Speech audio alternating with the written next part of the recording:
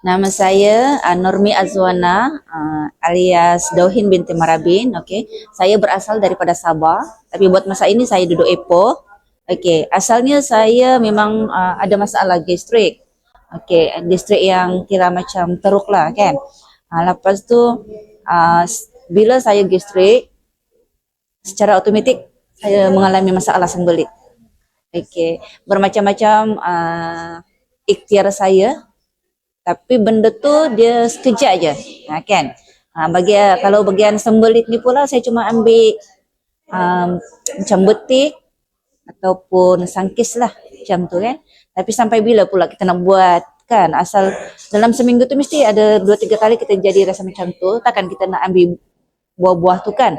Jadi saya jumpa Nutrah ni, asalnya saya just untuk diri saya sendiri sebab saya nak kesan dia lah kan. Sebab Nutrah ni dengan kata Nutrah ni boleh membantu kita untuk gastrik dengan membantu dengan sembelit kan.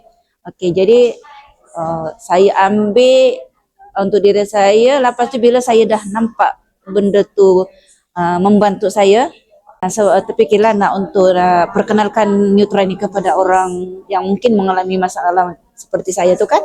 Lepas tu saya masuk affiliate dengan tim One Era. Sampai sekarang lah. Jadi Nutrah ni bagi saya bantu saya untuk kesihatan dan membantu saya untuk menjana income. Itu saja.